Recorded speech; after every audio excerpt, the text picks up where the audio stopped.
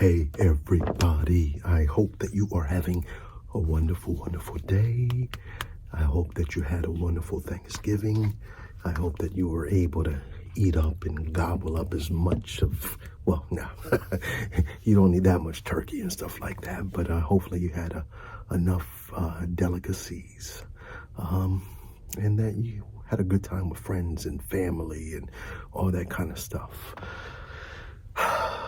I woke up this morning like every muscle in my body was just absolutely sore.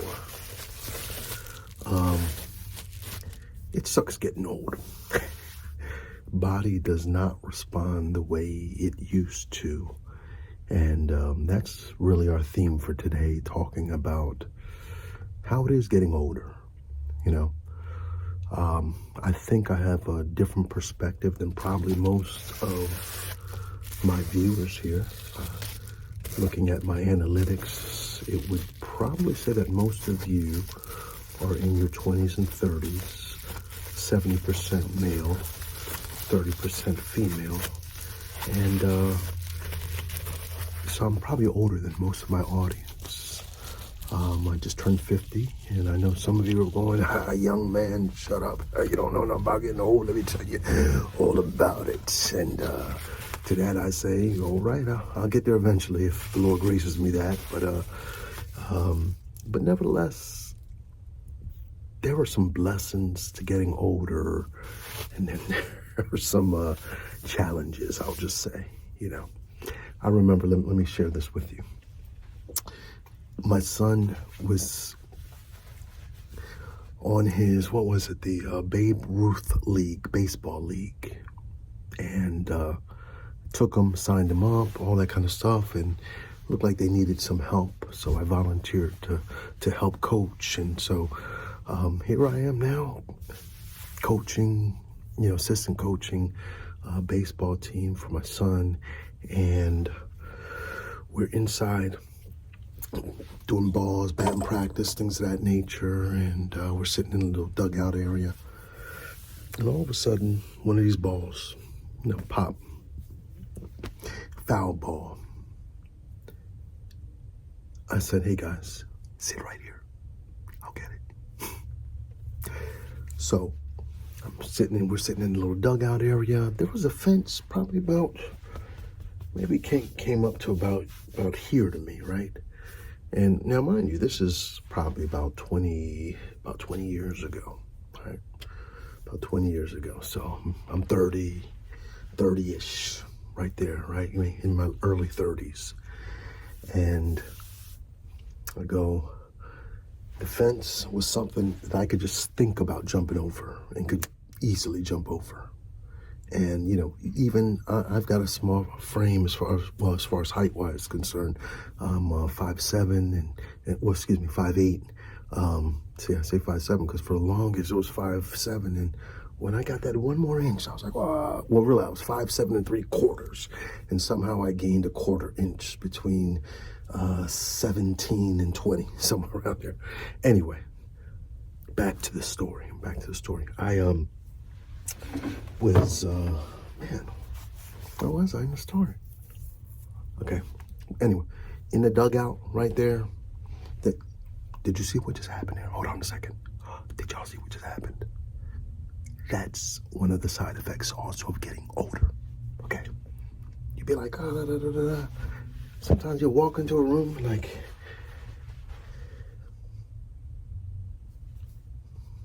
what did I come in here for? Oh, I was calling to get the remote control. Oh, here's another one. Some of y'all can.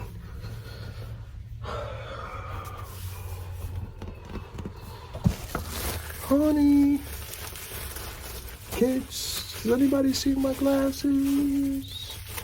What glasses? My sunglasses. Oh, they're right there. Okay. Some of y'all in here understand exactly what I'm talking about. So back to the story. We were in the dugout right there, and that ball pop, foul ball. And I get onto that fence, and I'm looking at it, and I'm going easy peasy. And I grab that fence, and I try to pull myself over and kick my legs over to get onto the other side of it, and wouldn't clear. But it got close, almost to the top, right there, quarter inch maybe a half inch more would have cleared me, right? So now I'm like looking at this thing going, oh, you want to play with me, right? Because I'll tell you what, even at my short frame when I was in high school, I could get up and grab the rim of a basketball, right? The only reason I couldn't really dunk it wasn't because of me not being able to get up there, my vertical. It was my hand size. I just couldn't grip the ball. But if I could grip that ball, I could take a small ball and dunk a regular court. I just couldn't take a regular basketball, all right? So I got the hops for it, right? I was known for the hops. In high school, I'd be kicking ceilings, like literally jumping up and kicking the ceilings, all right? So I'm sitting here looking at this thing. You ain't nothing. And it said, oh, really? I don't care how strong you were. Well, so I'm looking at it, and I'm a very competitive type of person. I was a wrestler in high school. Matter of fact, that was my sport. That was my sport. Even this old man still got a little bit from the past, you know what I'm saying? Anyway. So I'm looking at it very competitive. So I'm looking challenge accepted. You know what I mean? And so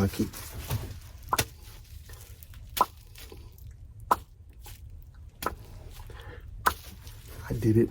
I probably looked like a little kid because I got frustrated and I'm going back like, ugh, and you keep hearing the sound like, man, the metal sound. I can still hear it echoing in my head right now. Seriously. And then I just remember a moment. This is a moment, y'all.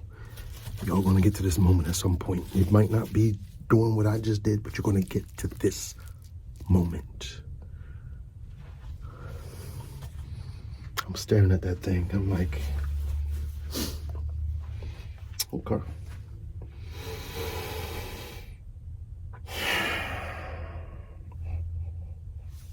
I'm gonna walk around and go get the ball, y'all. And I took myself from that dugout and I walked all the way around that fence to get the ball. And I threw the ball back into play. And my pride was walking with me. I'm like, man, is it over? Is it over? It's not over. It's not over. But look, here's the point. Life changes. No matter how strong you are, no matter how fast you are, no matter how intelligent you are, no matter how strong and mighty and powerful and educated and financially literate, and no matter, at some point, it diminishes. There are some people that once life changes and shifts, they can no longer function anymore, right? And then there are others that go, you know what? Okay, I might not be able to do that, but I'll be able to do this. And you'll see this just in regular life. Go to the basketball courts, right? Go on to the courts, and sometimes you'll see some OGs on there on the court, right? Yeah, you see the OGs on the court. What do you see the OGs doing?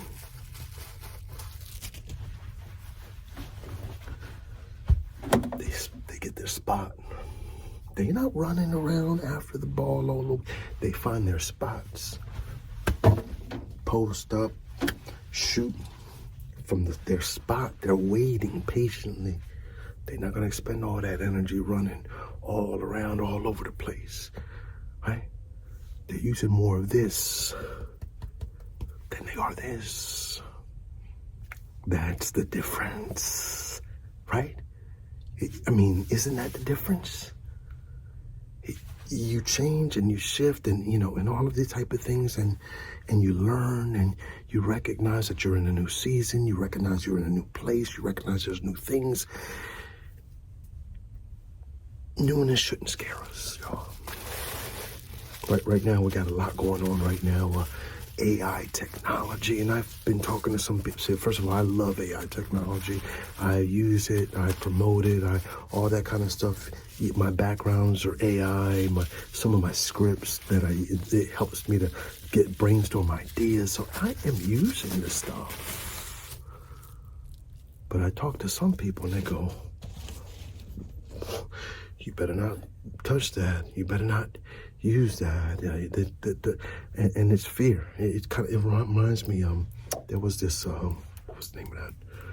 Who Moved My Cheese? Do you remember that book? Okay, well, if you don't know anything about the book, there's 4 mice that are inside of a maze, and in one of the stations, cheese comes into that station. Cheese, food, right? Provisions. Someone is providing, and the provisions are there every day they get there. So they don't have to worry about it. Some mounds and mounds and mounds of cheese. Okay. But one day, they go to that area where the cheese is, where the provisions are, where the stuff is, and it's empty. It's empty. There's no cheese, and they're sitting there scratching their heads and looking around and pacing and wondering, well, what are we gonna do? What are we gonna do? And so they hang around and they say, well, let's check back tomorrow, maybe something's off or whatever. So they come back the next day, and guess what? There's no cheese.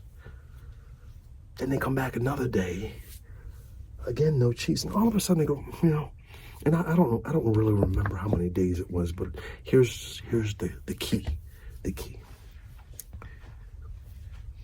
There were 2 Sniff and Scurry. The Sniff, Scurry, Hem, and Haw were the 4 names. Sniff and Scurry decided to go, I guess there's no cheese. And in the animated version, I see them, they're tying their sneakers, they're getting themselves prepared to go. They see there's no provisions. They see there's no more. They see that what's old is done, is gone, or, whatever. And so they venture out into the maze. And here's the important part, the maze, because it's a maze. You know what a maze is. A maze means you don't have a clear direction. So you're in this maze that's going in all these different directions, and they never entered into that maze until there was no more provisions over here.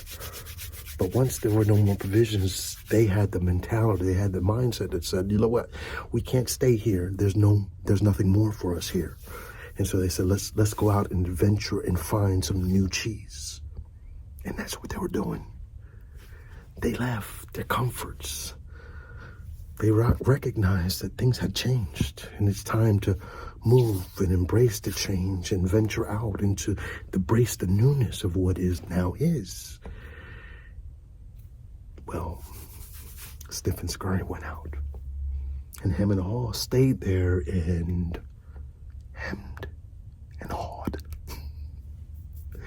Very convenient. So they hemmed and hawed, and they were complaining, like, who took the cheese, and who took my cheese, and where's my cheese, and all this type of stuff. And all they were doing was complaining and all about the situation. And that's what happens a lot of times when changes come about. Come on, let's be honest. You on the job, and they say there's a new policy getting in place. And what do we start doing? Oh, why do we need a new policy? What was wrong with the old policy? We should have just did this, or we should have went back to even what we were doing old in the past. And all these type of things, the first thing we do is, the fact is, people are resistant to change. But here's the issue with that. Change is always happening. The only constant is change. It's going to happen whether you want it or not. So hem and haw continue to hem and haw. And they continue to cry about what was and what wasn't, and, you know, the way things used to be. But here's the key. While they continued to sit there and hem and haw, there was no food. They were dying. They were dying. Finally, one of them said, I'm going to venture out. The other, hem, haw says, I'm good. I'm going to sit right here until they bring me back my cheese. And he stayed there. And so Hem has to look back and go, all right, I'll venture out into this maze by myself, but I'm gonna go. And he ventures out. And he's scared. And he's fearful. And he walks out into this maze with little direction. And it's scary, but finally he sees his friends sniff and scurry. And he finds them on this big mound of cheese that they found. And they rejoice together. And he says, well, you know what? I gotta go back and get him. I gotta go back. You know what? I was gonna turn off. I'm gonna just let it go. I'm so used to whenever I hear some outside influence sounds and things of that nature to just turn it off. But I'm gonna just keep going. It wasn't that bad anyway. But he said, I gotta go back. I gotta go back and get my friend. And so him goes back to see Hall. Or is it Hall that went back to see him? One of them went back to see the other one, him or Hall. And they're reunited again. But they're back at the same station, Station A, the food station A. And he says, hey, I found Sniff and Scurry, and we found a whole bunch of this new cheese. And his buddy was there, still in his face. And he's like, well, I don't want that new cheese. I want the old cheese. And I'm not going anywhere until they bring my old cheese back, just like it was.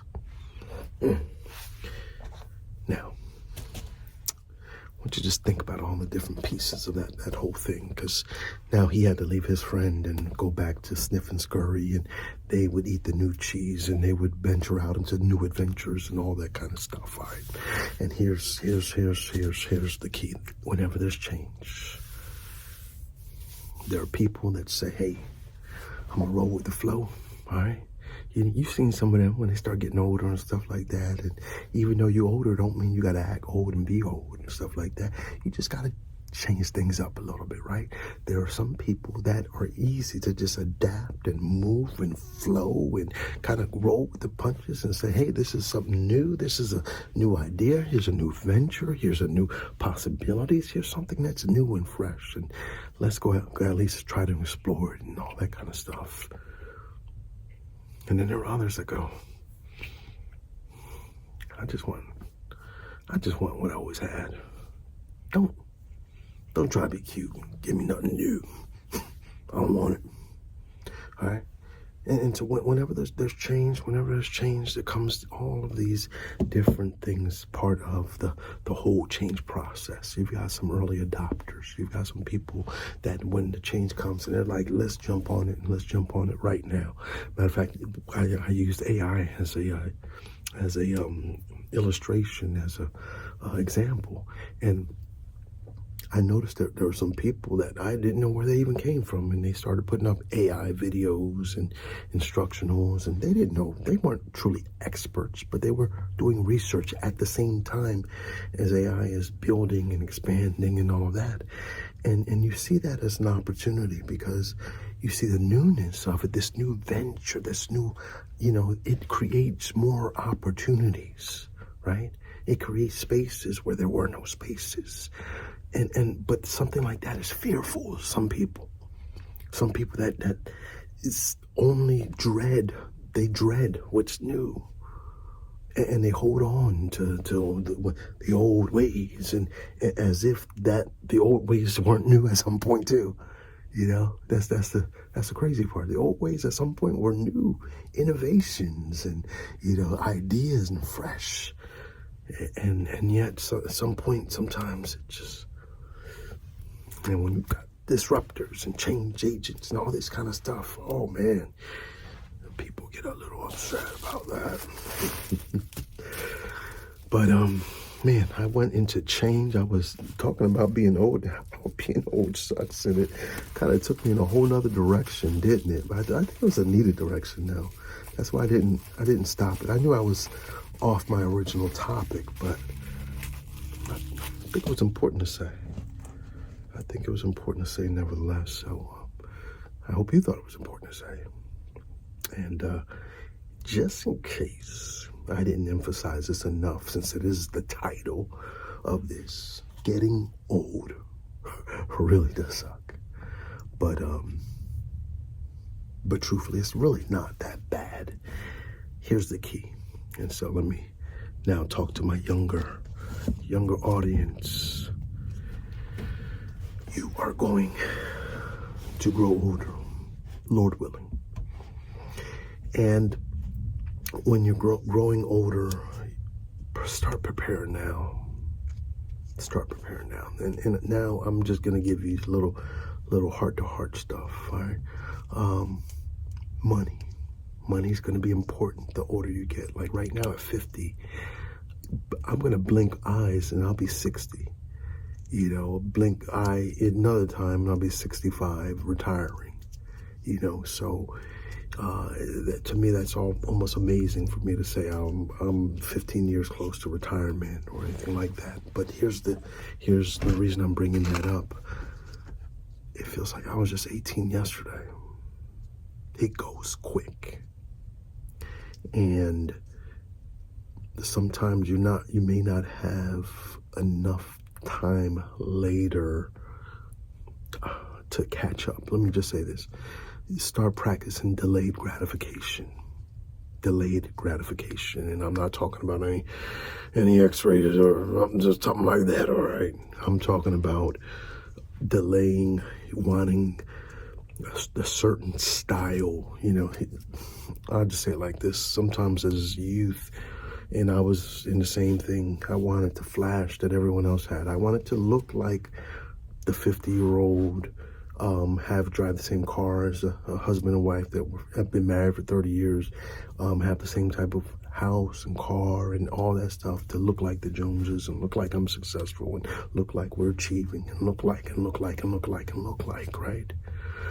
But you know what? I'm gonna drop this little story on here for you because I think it'll bless somebody.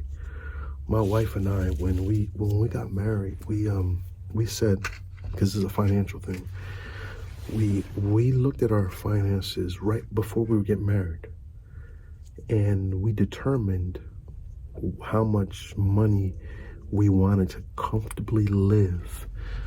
We didn't want all our money going just to your house, just to paying bills and all, and not being able to live and do anything. So we created our budget, and we created a budget that would allow us to breathe a little and live a little and all of that. But so one of the major things we did was housing, one of your biggest expenses. We said we would only buy a house in the $130,000 range and below. $130 and below, gave us enough flexibility to be able to manage our other bills and student loans and things of that nature. So we said we stuck to that, and that was such a blessing because it was so hard not to. Because we're looking at the market and we're looking at the houses that are on the market. And listen, I mean, I know this is back then, but it was still 130 was still not a whole lot of money for a house in the areas we were looking. So I remember talking to one of the mortgage people, and they were like, "You're not gonna find nothing for the 130." And we had some stipulations. We wanted to have either a single family home, it could be a twin home, or if it was going to be a row home, it would have to be the corner. And that's what we actually got. We got a beautiful corner townhome with a wraparound deck. We were the first ones to be able to get in to see it. It was the exact price we wanted. And here's what I want to tell you. We waited. We waited to find the house we could afford instead of just buying the house that people were pushing us, because the mortgage people were saying, "You're never going to find a house with all the stipulations you have for 130. Look at the market. Look at it." And we were like, "Well, I'm not going to compromise on this. That's what we can afford, and we're not going to overextend ourselves from the very beginning." And we stuck to our guns, and we waited until the right conditions existed. All right, and so that's just an example, a small example, because that paid off great dividends in our future. All right, the fact that even when we sold it for a nice profit. We moved that money into our current home. I mean, there was just a whole lot of things that set us up, but we were set up because we were able to maintain it. We were able to still live and not feel the constraints and the strain and the pressure. I mean, you still have it, don't get me wrong. You're still going to have it anyway. But don't put undue pressure on yourself by overextending yourself. It's a stressful thing to try to get out of. I got another story to tell you, but I think I'm going to save it for later. We've been going about a good half hour on right now, and I know you hear that. Yeah, the school buses are coming. So, and that means the wife is getting ready to come and a lot of other people coming too. So I might just shut it down right now. Talk to you guys on the next one. Just remember, keep your head up, keep looking up, keep looking within also, and recognizing that you are great. God doesn't make junk, so he didn't make you, and you're not junk. So just keep your head up, keep moving forward, and look forward to talking to you in the next one, okay? God bless. I think I'm going to do a nice role play tomorrow. Matter of fact, put in the comments below what I should do. All right, put in the comments below. I'm going to pick one of you guys, one of your topics, one of your ideas to do a role play on tomorrow. All right, you take care.